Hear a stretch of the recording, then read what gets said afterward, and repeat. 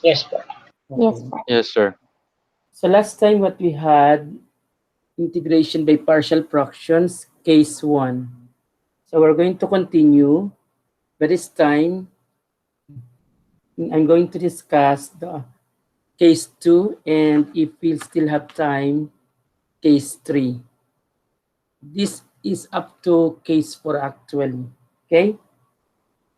So for case 1, we have factors in the denominator of the proper rational function, distinct linear factors. For case 2, the factors in the denominator of the proper rational function, repeated linear factors. So if that is the case, we have, again, case 2, repeated linear factors.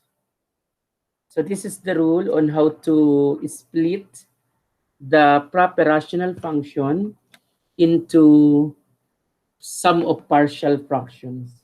When you say sum, possible also to be difference. Okay, guys? So let's see. Um, for every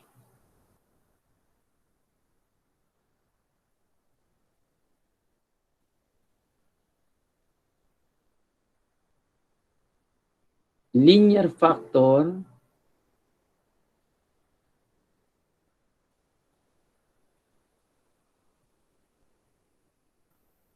of the form ax plus b that you can find out of the denominator d of x, and this linear factor of the form ax plus b is repeated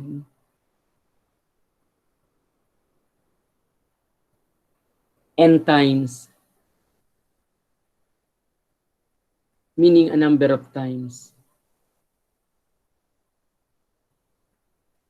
There corresponds a sum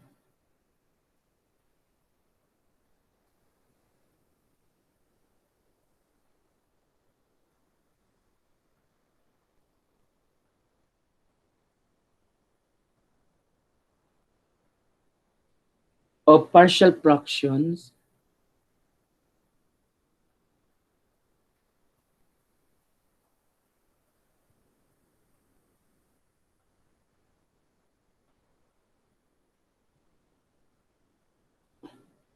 of the form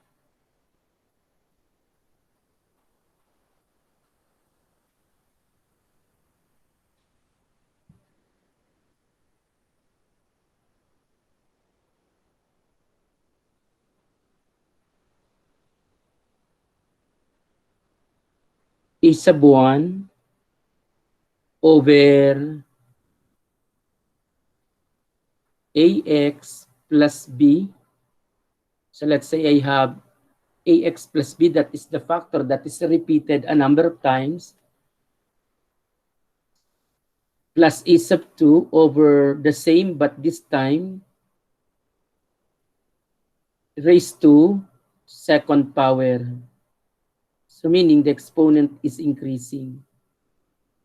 A sub 3 over, so we now have ax plus b raised to 3, and so on, until we reach the exponent n, where n is the number of times that linear factor is repeated. Okay, guys? So where a sub 1, a sub 2, a sub 3, all the way to a sub n are arbitrary constants to be determined.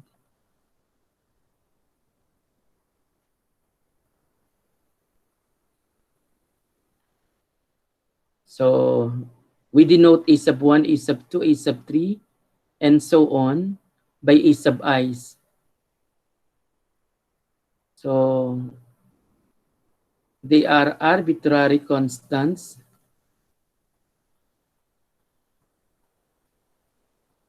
to be determined.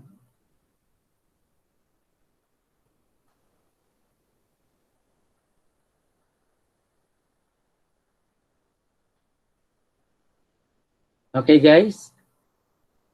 Do you still remember this decomposition of partial, of a rational function, proper rational function with repeated linear factors in the denominator? Guys, did you have this in advanced algebra or in algebra? Okay, so let's have specific examples. So let's say we're asked to evaluate number 1, integral of 2 times the quantity x cubed minus 4x squared plus 10x minus 6 quantity dx all over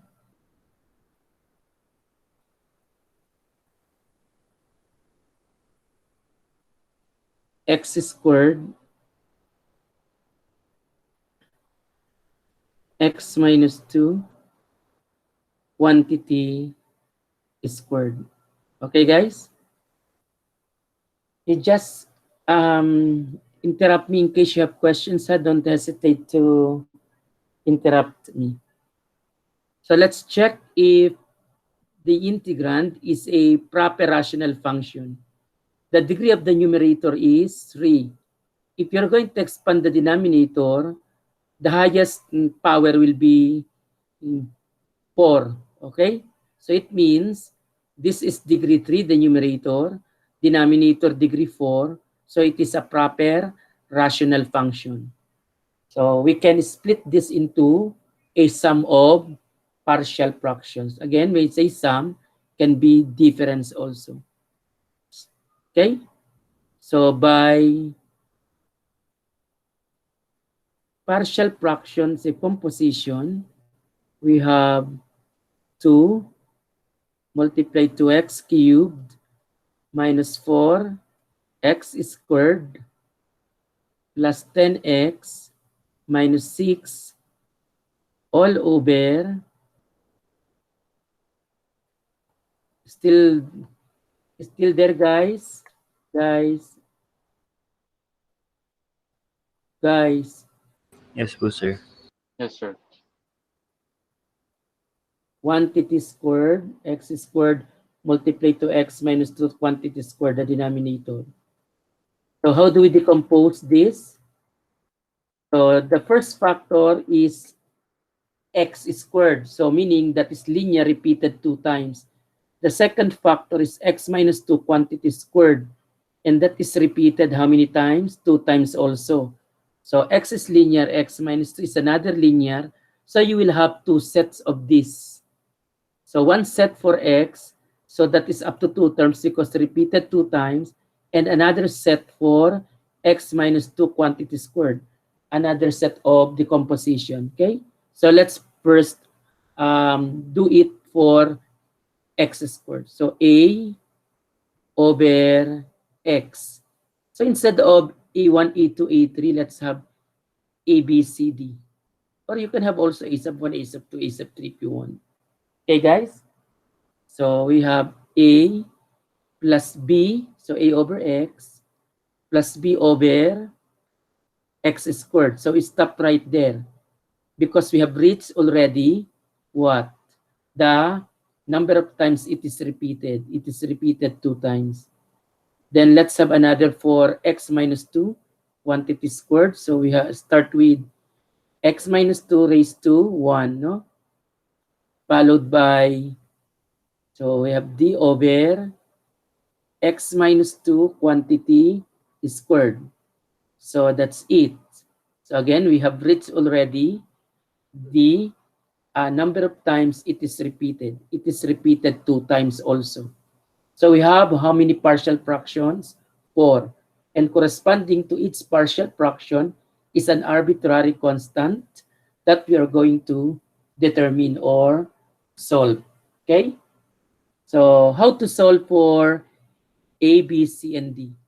We can apply Heaviside rule uh, to A and to C because they are what? I mean to B and D. So whatever the highest power. Okay, guys? So kung nasan yung highest power, we can apply their Heaviside rule. Is that clear, guys? Because these factors are in the denominator. Okay? So x squared and x minus 2 quantity squared. So they are in the denominator. So let's begin with B. To solve for B, by Heaviside rule, we're going to think of possible value of x that will make the denominator 0. Remember, that is just a technique, because you might ask why I am assigning value that will make the denominator undefined. So this is just a shortcut, okay? So that you can easily determine the values of the arbitrary constants. And then evaluate the left side when x is 0, removing x squared. Is that clear, guys? So 2 times 0. So 2 times 0 minus 0 plus 0 minus 6 all over. So we remove, no? We remove x squared. So we have just 0 minus 2 quantity squared. What is that equal to, guys? Negative 12 over 4. It is negative 3. Am I correct? And then the next that we can solve, letter D. For letter D, we have here, the denominator will be 0 when x is 2. So we are going to remove x minus 2 quantity squared from the left side. Sir, And then, yes, di po ba to yung B? negative 12 over 4. Sir, Negative, di po ano, 8 siya.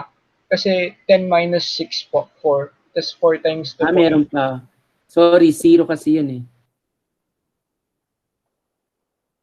I incorrectly wrote it. Okay, boss. Sorry po. I mean it's 0, but unfortunately, I was able to write 10. Perhaps plus, but I was able to write 1. Okay, guys? So I mean it's 0. Thank you. So what about for letter D, guys? So 2 times. So what is x? Positive 2. So it is 8 for the first term here. Minus 4 times 4, 16. Plus 20. Minus what? Minus 6, no? All over. So again, we removed x minus 2 quantity squared. So 2 is squared. So the denominator is 4. So what is the numerator, guys? Could you please help me compute? Is it 12, 12 the po, sir. numerator? Yes po. Then over 4. So this is positive 3. Okay? So we still have 2 to solve, A and C. To solve for A and C, we are going to apply another technique that is equating coefficients of like powers. So in order to do that, we're going to multiply each side of this equation by what? By, so what are we going to multiply? Multiply by the LCD. Anong LCD ng fractions involved? X squared, x minus 2, quantity squared. So when multiply to the left side, so we get this left side, okay? So we have 2x cubed minus 8x squared plus 20x and then minus 12. And that is equal to, so when multiply to the first term on the right side, so this is a x multiplied to x minus 2 quantity squared. Second term, we have b multiplied to x minus 2 quantity squared plus c multiplied to this, no? So x squared, then 1 factor x minus 2 is cancelled. So giving x minus 2 as another factor. Okay? And then plus d, multiply this. So x minus 2 quantity squared is cancelled. So giving x squared. And then of course times d. Okay guys? And then we are going to assign values to x that will what? That will eliminate, we're going to equate coefficients of like powers. So let me copy this because I'm going to move to the next slide. Okay? And we can't remember this.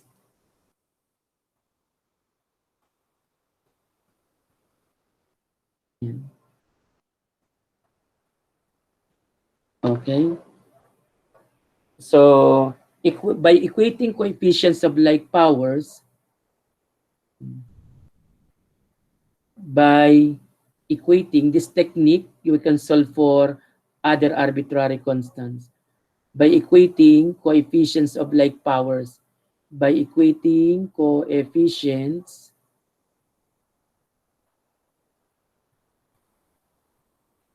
of like powers. So we assume that the left side is identical to the right side. So term by term, so of the same powers, on the left and the right correspondingly are supposed to be equal. Okay, so we can equate coefficients of like powers. So let's start with coefficient of x cubed. So because we are interested with a and c, no? So a is multiplied to x cubed. So let's start with x cubed because we know already c and, b and d, right? Am I right, b and d? Yan. So x cubed. What is the coefficient of, numerical coefficient of x cubed on the left side? 2. On the right side, when expanded, this is what? What is the coefficient? A, no? It will have x cubed. Will this have x cubed? It will not have. What about this? This will have x cubed also, no? So plus c.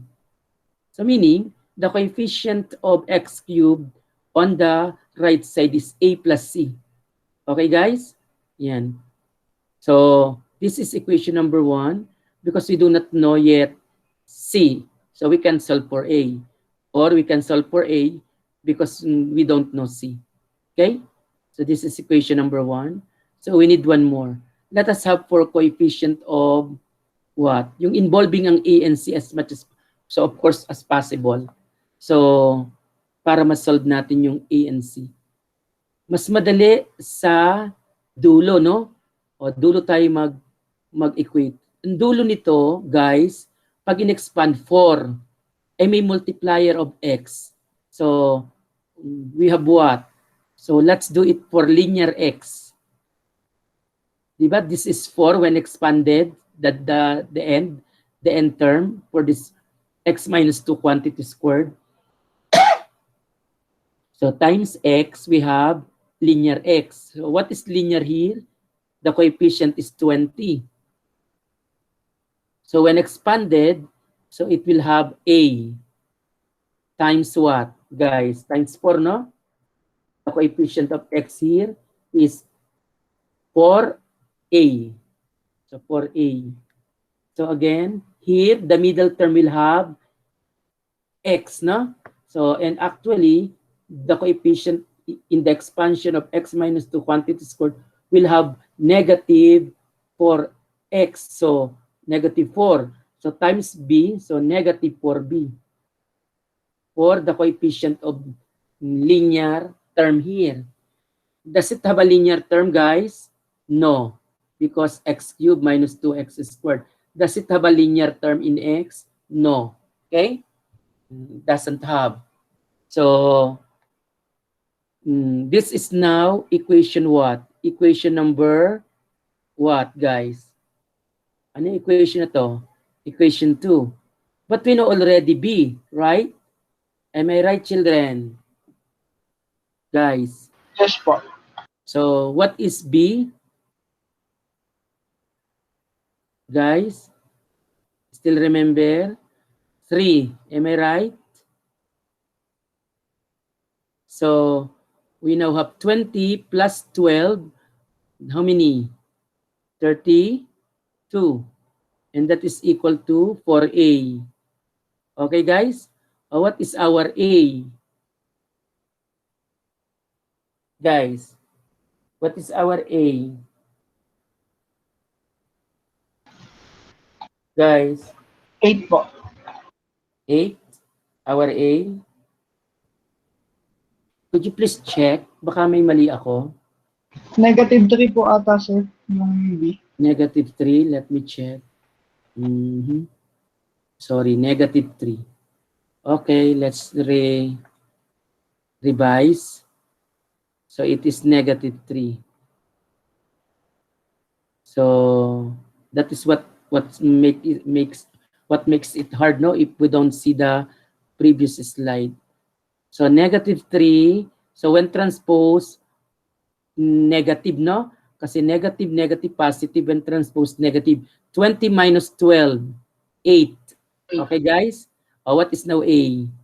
2 po. 2. So we know already A. So what about C? To solve for C, since we know already A, so from here, we can now solve for C. So 2 is equal to A, which is 2, plus C. Or what is C?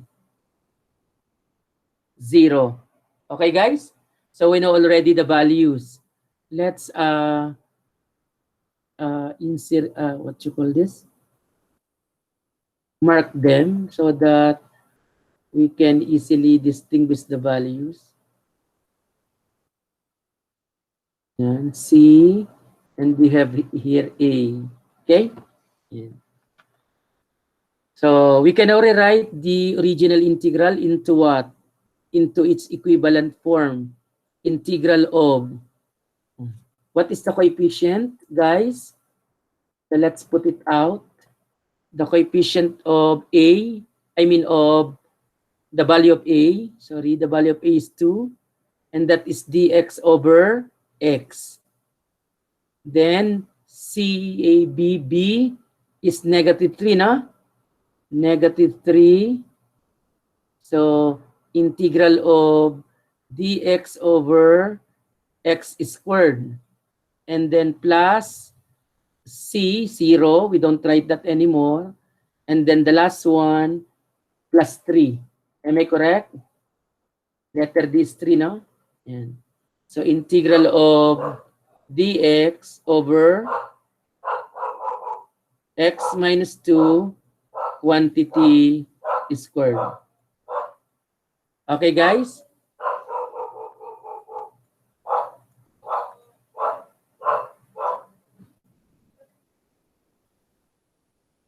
So this is equal to, the first integral is simply du over u form.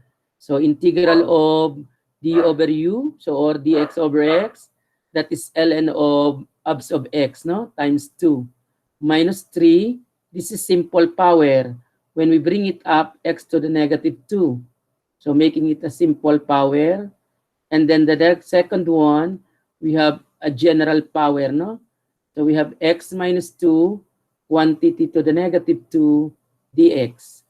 So this is equal to 2 ln of abs of x minus 3 times u to the n du, u to the n plus 1 over n plus 1, then plus 3 times u to the n du, u to the n du, u to the n plus 1, so u to the negative 1 now. So over negative 1, then plus C. So, okay, so we're not supposed to write C really, no? Because we use C, so let's have it C1.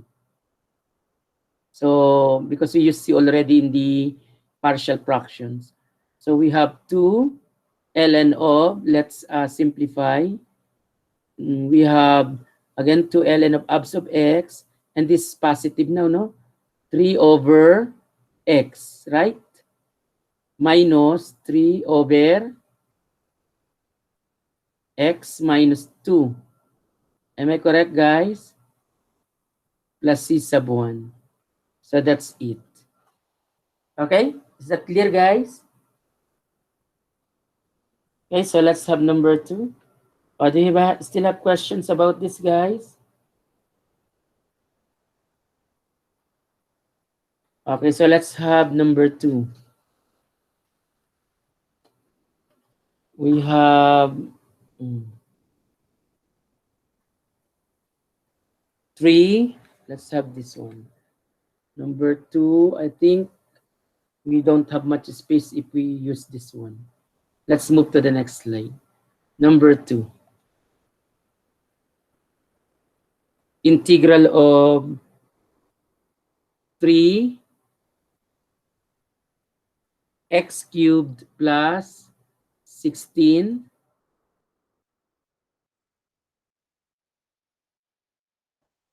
x squared plus 35x plus 27 quantity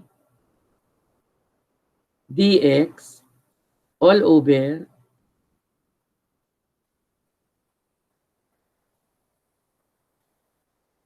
x minus 1 x plus 2 quantity cubed. So the denominator is already in factored form, no? So let's identify the nature of the factors in the denominator. So we have x minus 1. The exponent is 1. So this is under case 1, distinct linear factor. We have another factor, x plus 2 raised to 3. And this is linear also, x plus 2. And it is repeated how many times? 3 times.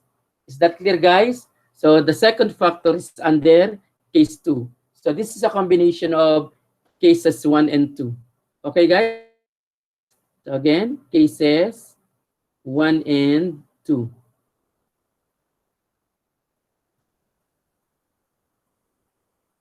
So again, by partial fraction decomposition,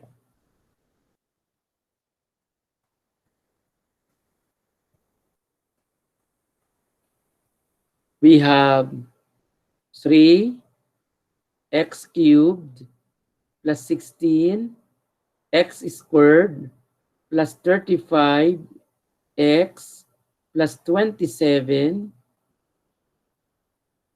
all over x minus 1 x plus 2 quantity cubed. This is equal to, what is the partial fraction decomposition of this, guys? Anyone, guys? Corresponding to x minus 1, we have a over x minus 1, case 1. And then for x plus 2 quantity cubed, we have 3 terms, no? Starting with the denominator, x plus 2. The numerator is b. So x plus 2 is raised to 1. Then c over x plus 2 this time raised to 2. And what about the third one, which is the last? D over x plus 2 quantity cubed. Okay, guys? Did you get that, guys? Serrano, what arbitrary constants we can solve immediately?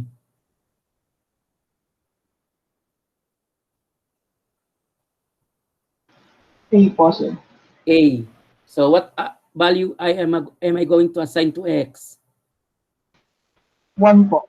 1. That is the value of x that will make it 0, no? That this denominator. Again, Opo. that's just a technique, ha? You might be wondering why I am assigning x equals 1, considering this will be undefined. So when x is 1, we have to remove x minus 1, ha? So 3 times 1 is still 3. 16 times 1, that is still 16. So 35 times 1 is still 35 plus 27 all over. So again, we remove x minus 1. 1 plus 2 is 3 raised to 3. It is 27. Am I correct? Do I have to write that? 1 plus 2 raised to 3. Oh, so the denominator is 27. What about the numerator, guys? 81 What's the po. numerator? 81? Is it 81? Opo, sir. 81. So that is equal to 3. What about the next one? Gonzalez, what's the next number or value that we can solve immediately? Gonzalez, Dominic,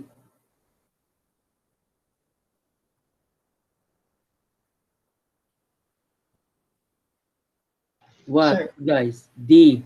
B po. Oh, D. So, 1 having the highest power, no? Oh, when will it be 0? When x is what? Negative 2 po. Negative 2.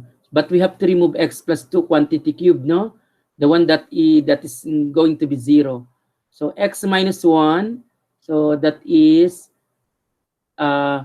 negative 2 minus 1, no? Oh, let's start with the numerator first.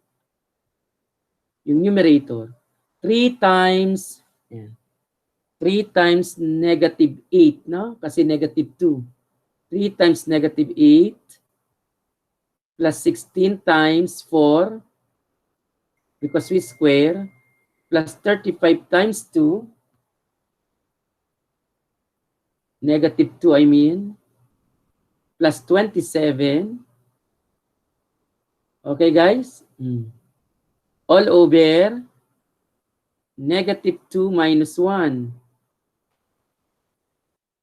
Negative 2 minus 1 is negative 3, no? Oh, negative 3. The denominator, what about the numerator? Negative 3, sir. Negative 3. So what's the value? 1. Okay? So we still have how many more? 2, no? B and C.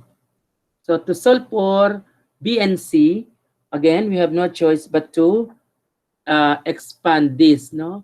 By multiplying by what? I mean, eliminate the, what we call this? The denominators by multiplying by the LCD. So let's clear the denominators. Multiply by, anong multiplier natin, guys? X minus 1, x plus 2 quantity cubed. So what happens here? So we get what? So from here, so I'll put asterisk.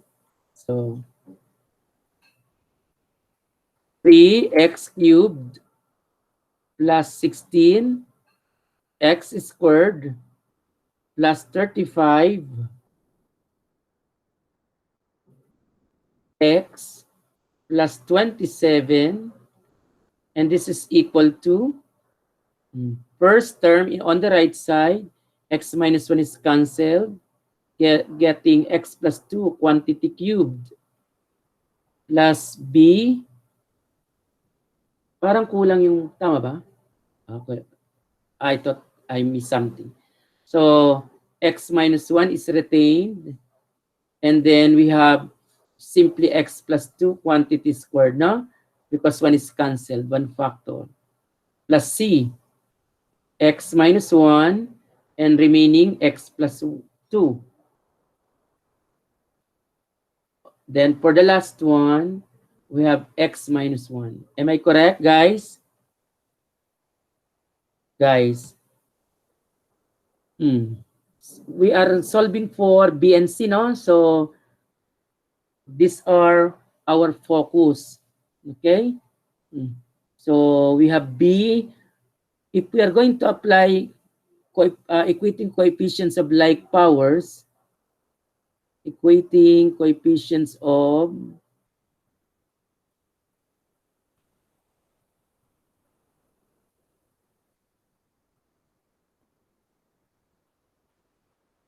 like powers. So let's see what the powers on the right side, B and C, are involved. So let's start with the B. So B has x cubed. So we now have for x cubed on the left side, the coefficient is 3 on the left side. On the right side, does this have a coefficient x cubed, yung A? Guys, will this have an x cubed?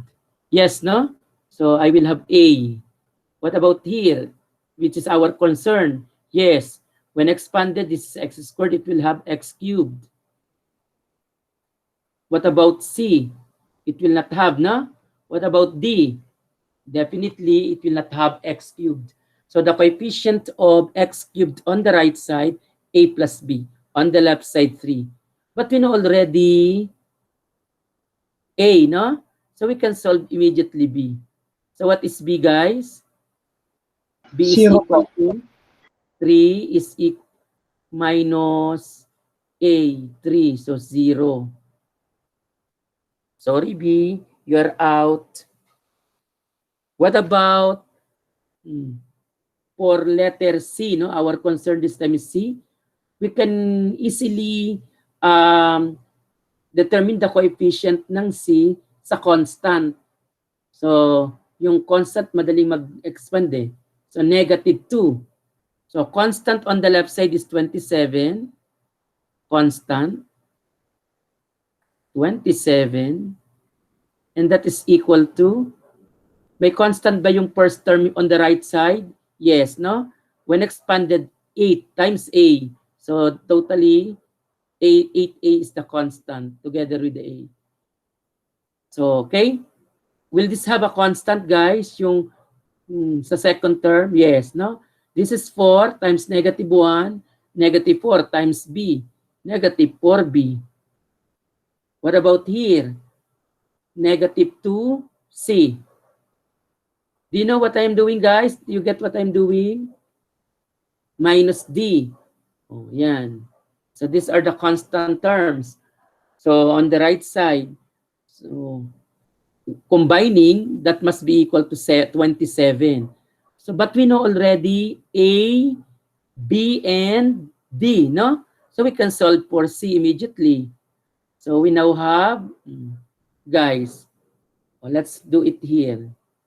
Let me have double asterisk so that you can follow.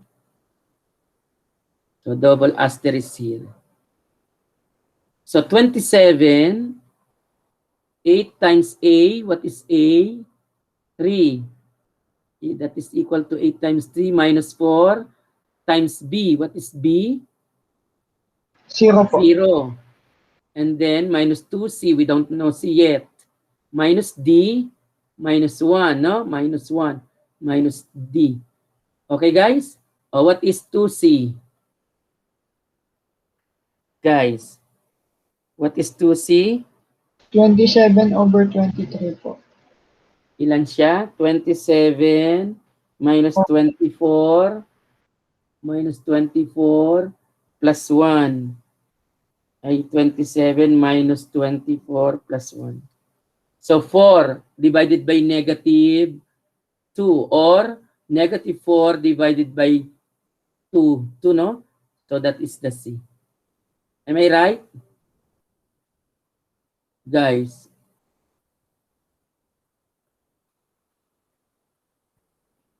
So that's the value of C. The value of B. Am I correct, guys? So 2C transpose on the left side. So we have 24 minus 1 minus 27. So that is negative 4 over 2. We have negative 2 as the value of C. Okay, we're done for arbitrary constants. So we can now evaluate the integrals, no? So this original integral is now equal to this sum of integrals. We have integral of what? What is the first integral, guys? What is the coefficient? 3, no? 3 integral of, anong integral yan, guys? Dx over x minus 1. B is 0, no? So we don't have this anymore. Yan. I'm going to reject this na because B is 0. Okay? So what about C? Negative 2. So negative 2, integral of dx over X x minus plus 1 2 quantity squared. And then plus d, the last one, plus 1d, no? Integral of dx over x plus 2 quantity cubed. Okay? So we have, this is equal to 3 ln of abs of x minus 1. Then minus 2 times integral of, so this is general power, no? Because when we bring it up to the negative 2, so u to the n du. Same thing for the last integral, general power, x plus 2, this is our u raised to negative 3. When bring it up, u to the n du. Okay, guys? Oh, what's the answer? Let's answer that. I think we need to move to the next slide. Let's copy. Oh, give me the answer, guys. This is equal to, guys, 3 abs of x minus 1 minus 2 times u to the n plus 1. So to the negative 1 now, over n plus 1.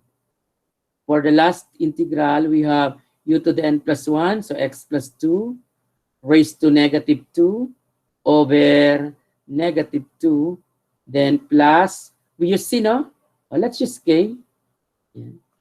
Or plus C2. This is, I mean C1, C2. Is that clear, guys? Guys. So let's simplify that.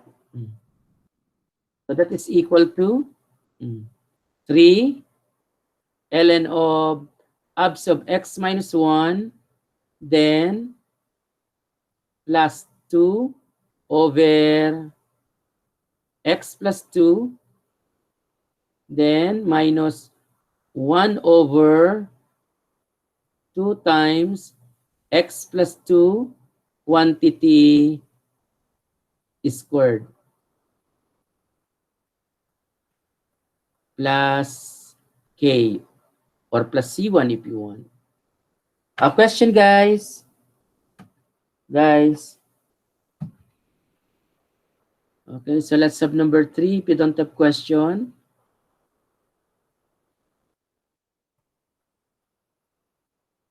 Integral of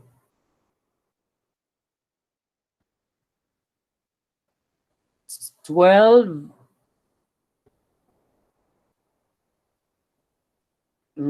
times x raised to 6 plus 49 x to the fifth. Now, for techniques of integration, you notice that most of the integrals complicated the solutions, no? Okay? Very long. We have long procedures. So you need patience. So this is a one way of testing your patience, no? Because when you work and your patience is not that long, you will be what? You will get irritated with your work, no? You can easily give up. So that's why while studying, your patience is being tested, no? Yan. 165x minus 75. All over, it's a long fraction. Oops.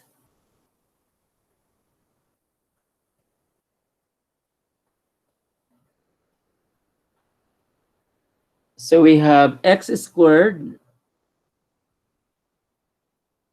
multiplied to x minus 1 quantity cubed, quantity cubed, and then 2x plus 5 quantity to the second. Okay, guys? Yan. So, dx. So, let's check.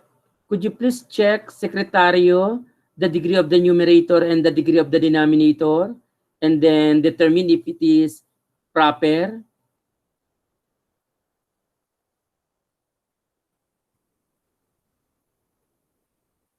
Guys, absent.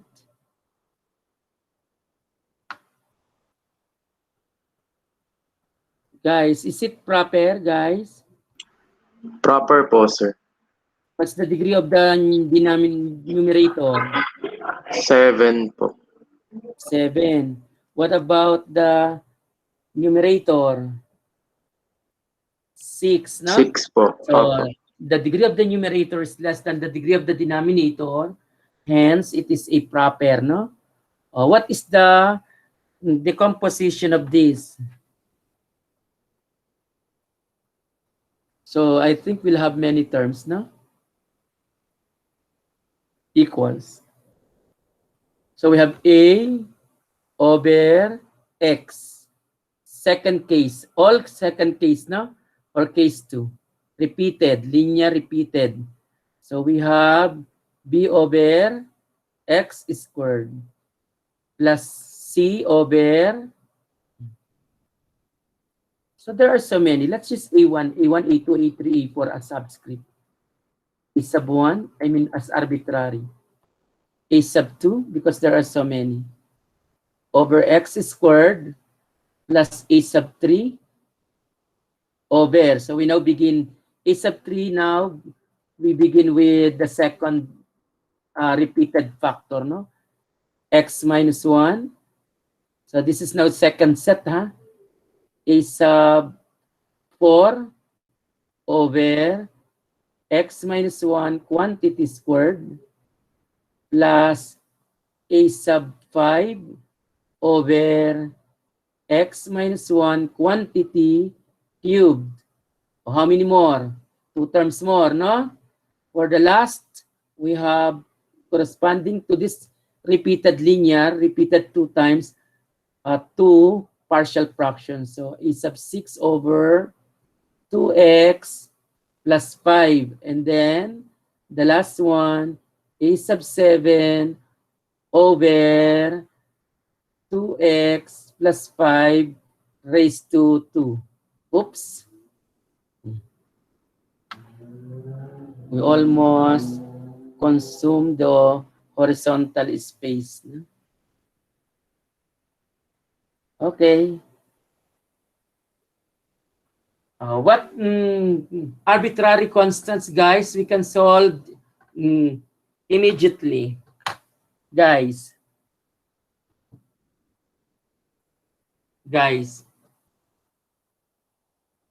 we can solve immediately what? A sub 2, A sub 5, and A sub 7, no? Am I correct, guys? Boys.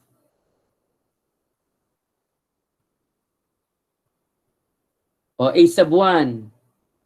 Ay, sorry, A sub 2. When x is 0, 0, 0, 0, 0, 0, 0, negative 75. Of course, we remove x squared, no? So 0, so negative 1, raised to 3, negative 1.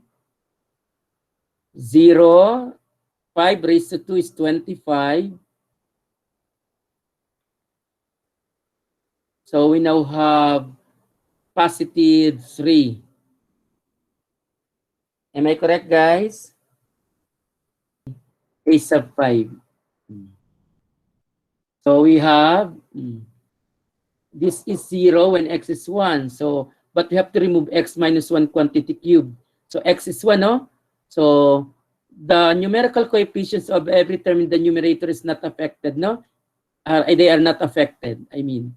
So 12, no?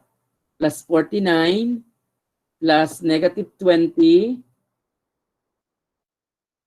minus 196, minus 33, plus 165, minus 75. Okay, guys? Did I copy correctly the signs? So we removed x minus 1 quantity cubed. So 1 squared is still 1. 1 times 2 is 2 plus 5. 7 square it, 49. Okay? What's the value, guys? What's the value? 12 plus 49 plus negative 20. Negative 98, sir, yung numerator. Negative 98. Sure? Yes, sir. Divided by 49, negative 2.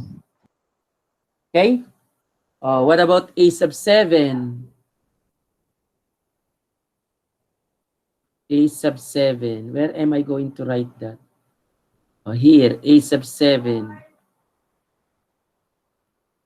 What I'm going to substitute to x? Can we do it mentally? Would you please substitute using your calculator? Guys, ang denominator muna, pag tinanggal natin yung 2x plus 5 quantity squared, we are substituting what value, guys? Negative 2 over 5. Negative 2 over 5 o 5 over 2? 5 over 2 po. Negative, no? So, negative 5 over 2. 2.5. Am I correct? So, negative 12 times negative 2.5. So, positive na rin yun pag ni-raise to 6. Raise to 6. Magiging minus na. 49. Minus 49 times 2.5 raised to 5. Magiging minus 20 times 2.5 raised to 4. Kasi even naman siya. Magiging plus 196 times 2.5 raised to 3. Minus 33 times 2.5 raised to 2. Minus 165 times 2.5. Could you please help me solve, ha? Ang numerator natin is, so 12 times 2.5 raised to 6, no? Check nga, ha? Ipakinggan niyo kung nakopya ko. Saslagay ko na nga yung sign. Plus 49 times 2 negative, minus na. Minus 2.5, kasi add yan eh. Raised to 5. Then, minus 20 times 2.5 raised to 4. Patapos, magiging plus. 196 nga yan, ano? 196 times 2.5 raised to 3. Nilagay ko na yung sign na kaya I did not. Magiging minus 33 times 2.5 raised to 2. Plus 165 raised to negative 2.5. Hindi ko nasama yung sign. Negative 2.5. Then, minus 75.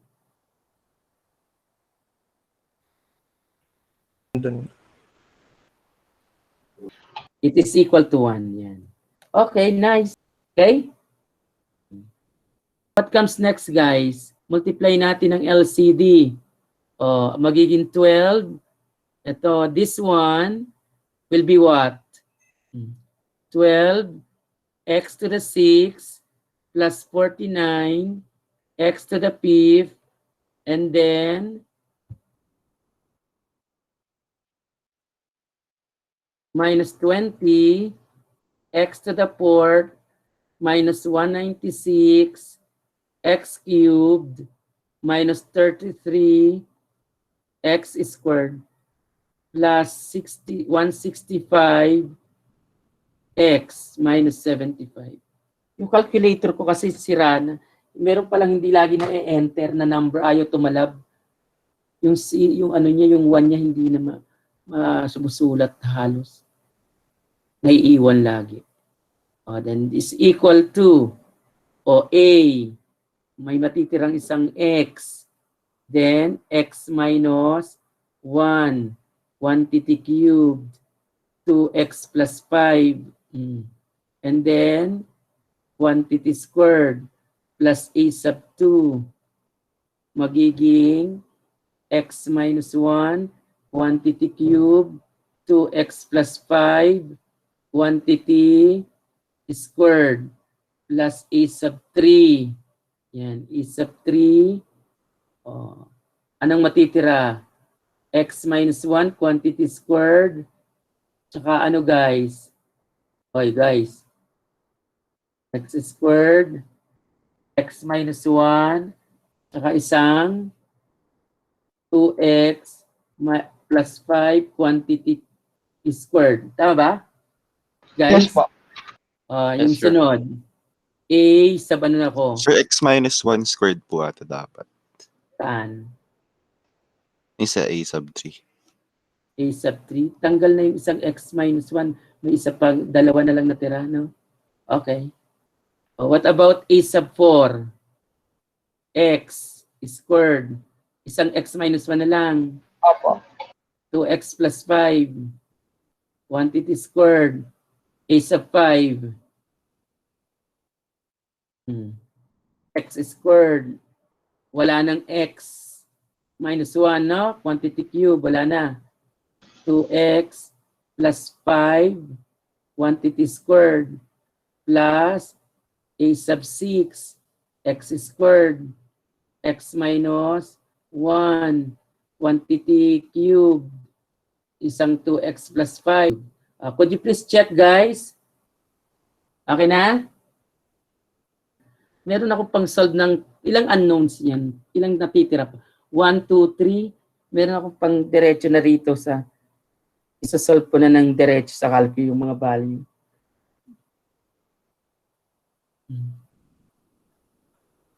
You can verify that ang value ni pag nag-equate ka ng coefficients of like powers, granting, no, after solving, these are what you will get, these values.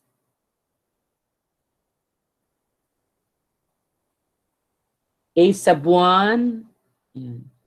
May sagot sa libro siya, sa likod. Ito daw yung makukuha yung value. 0. Verify nyo na lang ha. Kayo na lang mag-verify kung gusto nyo. A sub 3, may sagot sa likod eh. Hindi ko na isa-solve. Abutin tayo ng Pasko. After all, you will not be given like this.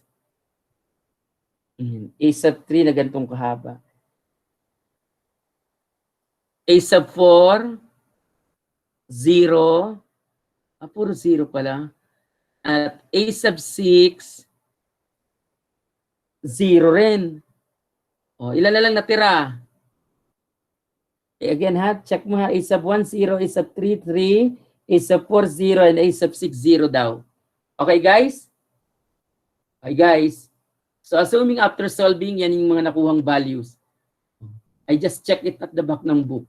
Yan ang makukuha nyo. So the integral now becomes what? Alin na magsi-0 guys? Ano na lang natira guys? Sa A sub 3, no? So A sub 3.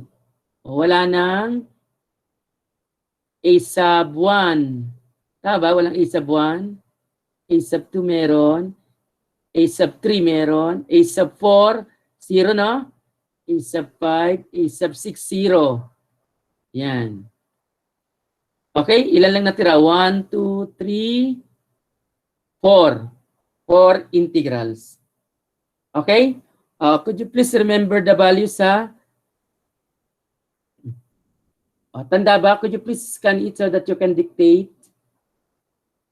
Guys? We have integral of what, guys? Ano yung A1, 0, no? A sub 2 na tayo beginning. A sub 2. What is the value for A sub 2, guys? 3. 3, sir. So, 3 integral of, I will bring it up na x to the negative 2 dx. Am I correct? O, then a sub 3. Ito na yung 3. Integral of, ano yung a sub 3? Denominator is x minus 1. So dx over x minus 1 plus a sub 4, 0. A sub 5, a sub 1, a sub 2, a sub 3, a sub 4, 0, a sub 5. Negative What's 2, sir. A sub 5. negative 2? What is the denominator? Hindi nyo tanda. A sub 5 X1 cube, minus, sir. oh. I will bring it up na. X minus 1 raised to 3, negative 3. And then the last integral, kasi a sub 6 is 0. What's the value? 1, no? 1, sir. 1, then dx over, when I bring it up, we have 2x plus 5 raised to negative what? So 2x plus 5 raised to negative, anong negative? 3 o 2? 2, sir. Yan. Okay now? So I will put a space because I am planning to insert something. Para maging u to the ndu, I will put 2 balanced by 1/2. Yan. I make it colored so that you know it is additional factor. So let's now integrate, guys. So we have 3 x to the negative 1, u to the n plus 1 all over n plus 1. Plus 3 ln of abs of x minus 1 minus 2 times x minus 1 raised to negative 2 over, naghang na, ayaw nang gumalaw, yan. Ayaw nang gumalaw. Let's wait for, yan. Ayaw na niyang gumalaw. Do you hear me, guys? Naglag na yata yung internet. Yan. All over negative 2. And then plus 1/2 u to the n plus 1. All over to the negative 1 na, no? All over negative 1. Plus c sub 1. Kasi we use c, no? Ay, pwedeng C pala rito. We did not use C. And we have negative 3 over x plus 3 ln of x minus 1 plus, cancelled na, no? 1 over x minus 1, 1 squared, and then minus 2 times 2x plus 5 yung ilalim, yung denominator. So 1 over 2 multiplied to 2, 2x plus 5. Am I correct, guys?